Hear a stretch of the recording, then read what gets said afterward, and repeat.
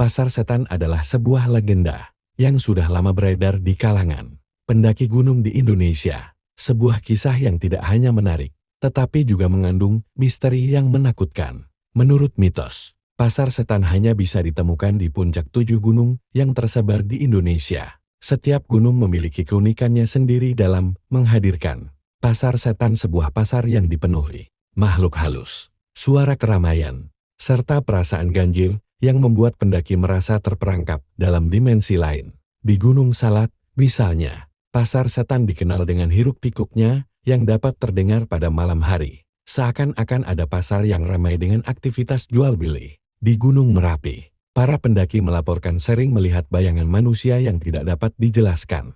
Begitu juga dengan Gunung Bawah Karang di Sulawesi, tempat yang konon menjadi salah satu pintu gerbang dunia gaib. Mitos ini semakin menguat karena banyak orang yang pernah melakukan perjalanan ke gunung-gunung ini mengaku mengalami pengalaman mistis yang tak terungkapkan. Mulai dari penampakan sosok tak kasat mata, suara-suara aneh yang datang entah dari mana, hingga perasaan aneh seperti waktu yang berjalan lebih cepat atau lebih lambat. Apa yang membuat Pasar Setan begitu menarik bagi orang-orang adalah kombinasi antara ketakutan dan rasa ingin tahu yang kuat. Banyak yang penasaran apakah mitos ini benar-benar ada atau hanya cerita belaka. Namun, cerita-cerita yang berkembang dari mulut ke mulut, serta laporan dari pendaki yang mengalami kejadian aneh, membuat mitos ini semakin meyakinkan.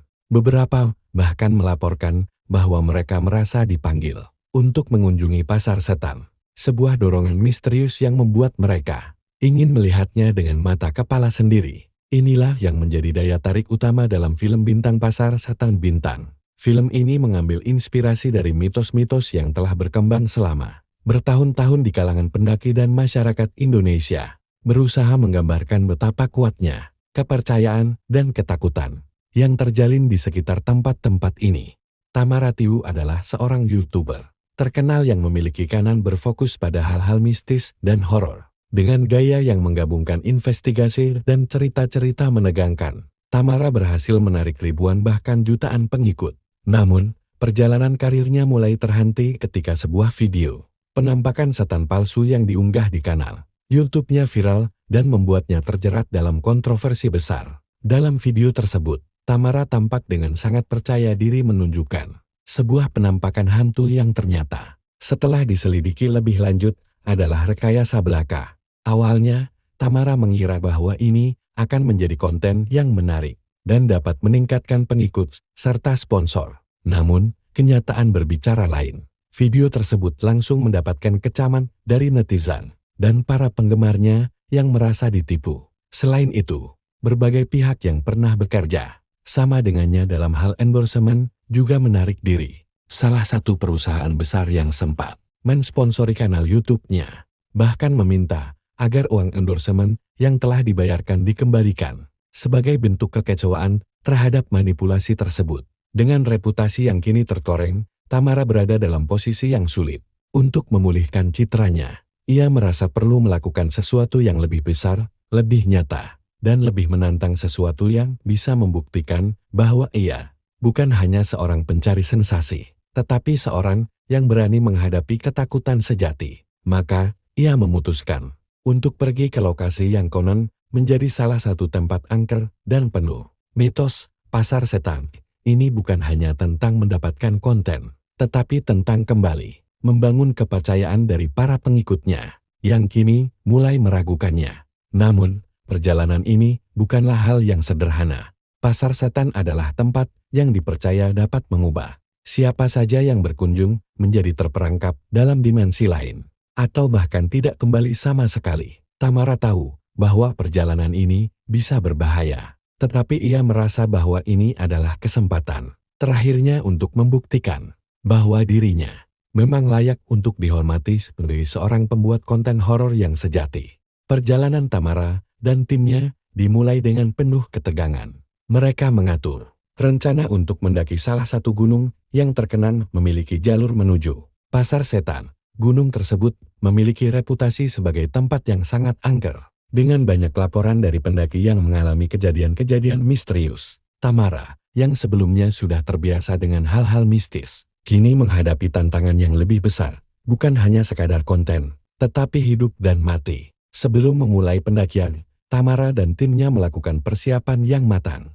Mereka membawa peralatan lengkap, seperti kamera, baterai cadangan, serta berbagai alat untuk mengabadikan setiap momen dalam perjalanan. Namun, ketakutan mulai muncul begitu mereka menginjakkan kaki di jalur pendakian. Suasana di sekitar mereka terasa semakin mencekam. Kabut tebal mulai menyelimuti jalur yang sempit, dan angin dingin yang tidak biasa mulai bertiup kencang. Meskipun cuaca sebelumnya cukup cerah, semakin jauh mereka mendaki, semakin mereka merasa ada yang tidak beres. Suara-suara aneh mulai terdengar, seperti langkah kaki yang mengikutinya. Setiap kali mereka berhenti untuk beristirahat, Tamara merasakan pandangannya, seperti diselimuti oleh kabut yang membuat semuanya tampak samar. Beberapa kali kamera yang mereka bawa menunjukkan gangguan sinyal. Seakan-akan ada kekuatan yang sengaja menghalangi mereka untuk merekam segala sesuatu yang terjadi. Reza, salah seorang anggota tim, mulai menunjukkan tanda-tanda ketidaknyamanan. Ia merasa pusing, mual, dan seolah-olah ada yang mengawasinya. Saat mereka berhenti di sebuah titik tinggi di jalur pendakian, mereka melihat bayangan-bayangan yang bergerak cepat di antara pepohonan. Meski tidak ada orang di sana, Tamara dan timnya mulai merasa bahwa mereka sedang tidak sendirian. Keberadaan mereka seperti terpantul dalam setiap langkah yang mereka ambil. Ketika Tamara dan timnya akhirnya mencapai titik puncak, suasana di sekitar mereka semakin aneh. Meskipun mereka sudah mendaki sepanjang hari, kabut tebal yang menyelimuti jalur pendakian tampaknya tak pernah beranjak, bahkan cahaya matahari yang seharusnya masih bisa menembus kabut menjadi semakin redup, seakan dunia di sekitar mereka perlahan memasuki kegelapan yang mendalam. Sesaat sebelum mereka melangkah lebih jauh, mereka mendengar suara-suara aneh yang datang dari balik kabut. Suara gaduh, seperti suara tawar-menawar di sebuah pasar yang sangat ramai. Tamara merasa hati dan jantungnya berdebar kencang. Namun rasa penasaran mengalahkan segalanya. Ia memutuskan untuk melangkah lebih jauh bersama timnya, mengikuti suara-suara yang semakin jelas terdengar. Semakin mendekat, mereka mulai merasakan getaran aneh di tanah yang mereka injak, sebuah getaran yang tidak bisa dijelaskan oleh logika. Seperti tanah itu sendiri berdenyut dengan kehidupan lain.